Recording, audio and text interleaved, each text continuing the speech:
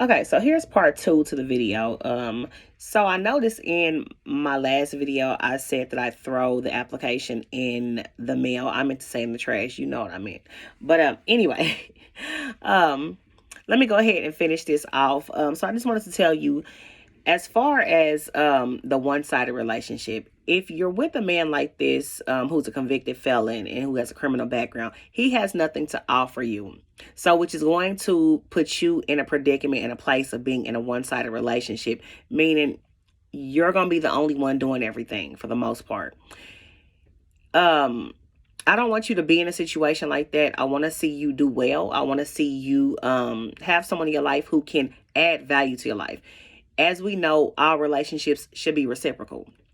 And so in this situation, I don't see any instance of this guy being able to reciprocate anything to you because he has nothing to offer you. And I want you to just keep those things in mind. Don't be anyone's ride or die. Don't be anyone's hold me down, any of that.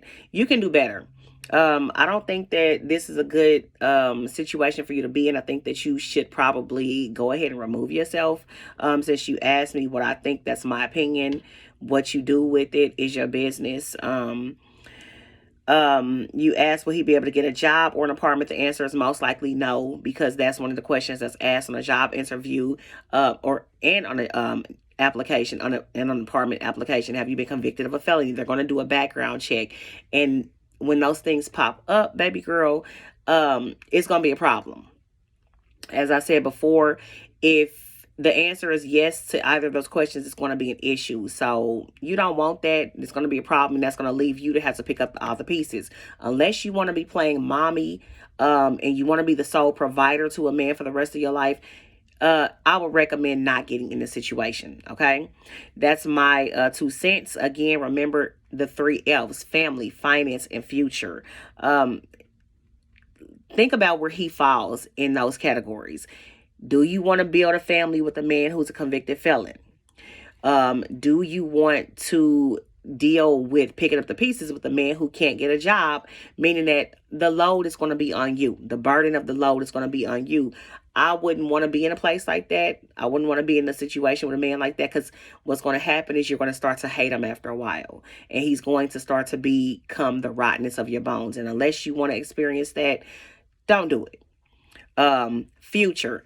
There really isn't too much of a future that can be built with a man with a convicted felony, who's a convicted felon. I mean, you can if you want to choose to do that, but he doesn't have much to offer you. So a future with him is going to be burdensome on you. And why would you want to put yourself in that predicament? You've already done this before. You've already dated a couple of guys who have been felons. Don't go back down this path again. Hopefully you learned something from those situations. I hope that you did. And I hope that you don't go back into that again. Stay away from felons, baby girl. That's my advice to you. You can do better. Stay away from guys who have felons. You don't want to be anybody's mommy or fallback plan. He is setting out to use you. And I don't see any good coming of the situation. It's definitely jail talk. He's definitely lying to you. He's not going to tell you that he's using you or that he needs you for this, that, or the third. And so pay attention to that. All right? Pay attention to that.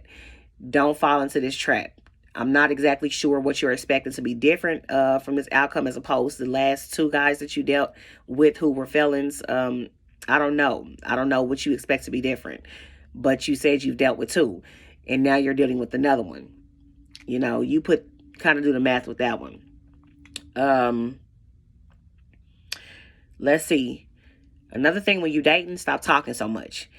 You don't need to know, the guy that you're dating doesn't need to know all the things you've been through with your ex. Stop talking so much. Stop telling and sharing so much. This is one of the common mistakes so many women make, talking and sharing too much, too many details about their ex and what he wasn't.